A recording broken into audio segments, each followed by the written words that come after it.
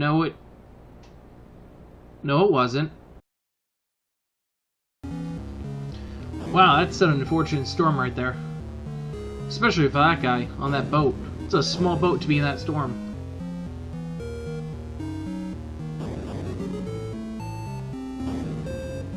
Wait a second. I know that guy.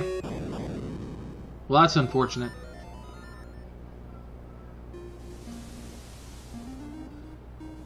Still better places to wash up than an island like this. Welcome to another episode of Games Done Slow and Bad, where we play games slowly and most often badly. Today, we're tackling The Legend of Zelda Link's Awakening, the fourth installment in the Zelda franchise, chronologically, for actual real games.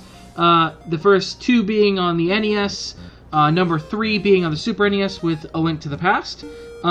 The first one that doesn't take place in some derivation of Hyrule, released in Japan in 93, North America in 93, Europe in 93, for the original Game Boy. The Game Boy Color, aka Legend of Zelda Link's Awakening DX, released in 1998, right around the holiday season. The game was originally spearheaded, I'm going to try this and I apologize for my poor pronunciation, Kazuaki Morita, as an after-hours project, and it caught the interest of Nintendo after A Link to the Past, and it became the full-fledged game that we have today. It sold, this version, the DX version, sold like 2 million copies, with I think something like 3 million units being sold in the regular. The DX version actually supported the Game Boy printer, which is a peripheral that was hardly used by Nintendo, and it proved that spin-off projects of mainline franchises could be real headliners for different systems. It was really the first time a game really departed from its timeline. It set the stages for Oracle of Ages and Oracle of Seasons. It generally gets a good ranking, 80+, 90+%. And the real complaints about it really focused on its limitations of being part of a Game Boy system.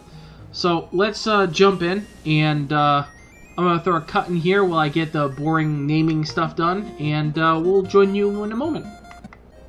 So, for those of you who played Hyrule Warriors, you'll notice a familiar face here, or relatively familiar if you're familiar with the game. Was it Marin, who used a bell weapon in the game, is the girl, and Tarin is her, I believe, father.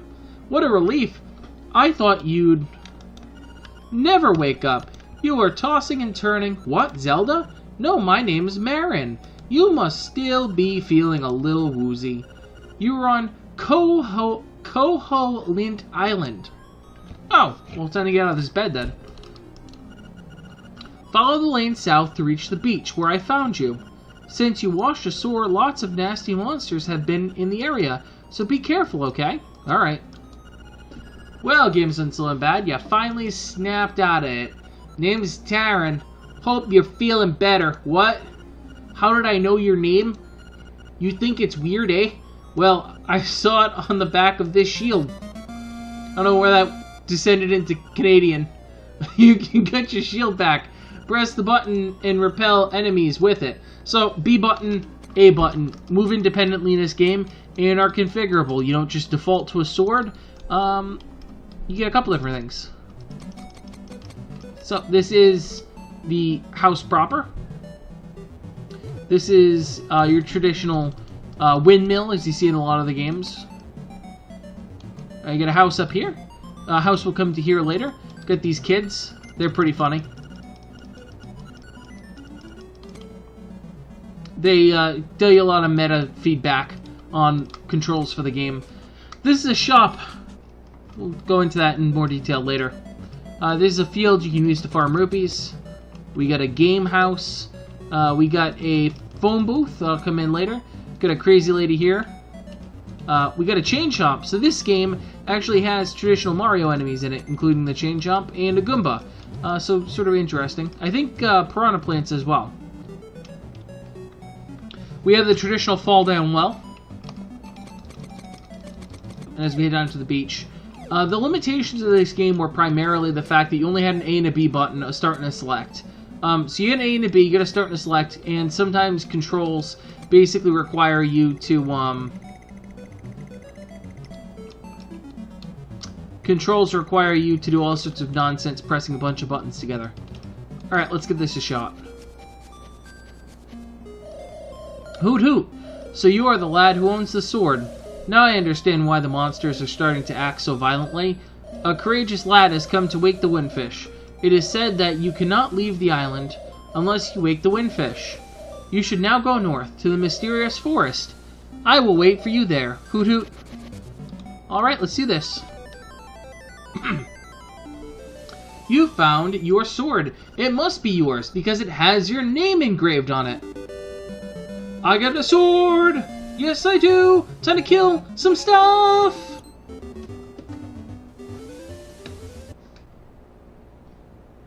No, it wasn't.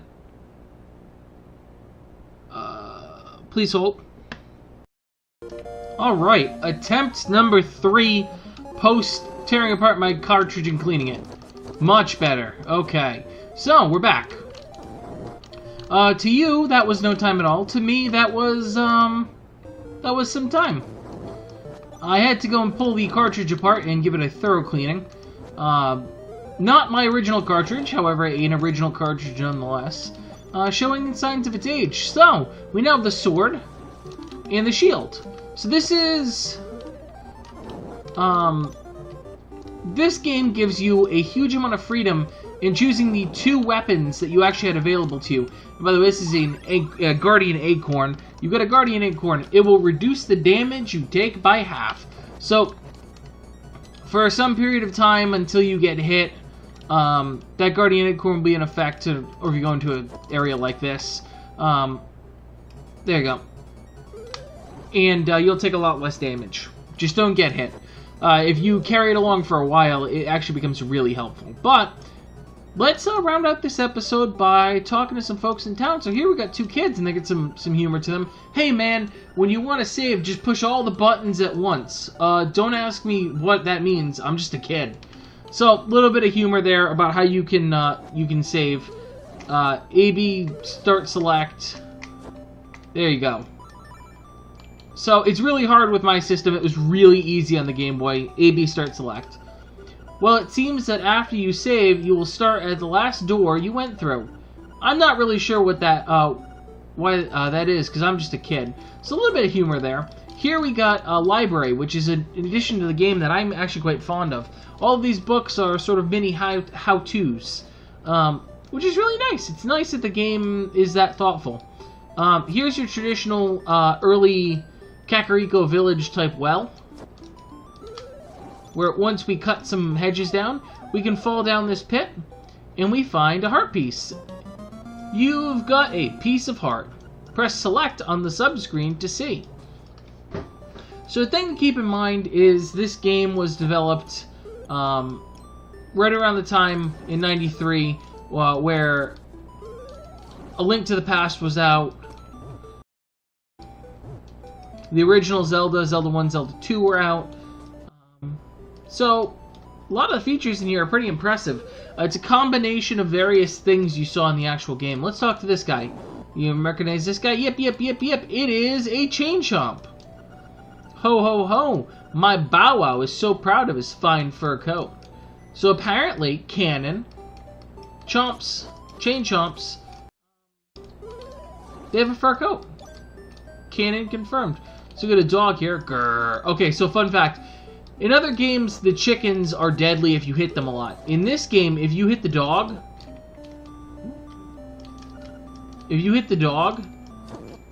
he jumps at you. You can deflect it with a shield, but, you know, it's a thing. This is a fishing game. We'll do this later. You can do a chicken bump. Spank the chicken a little bit. Yeah, I said it.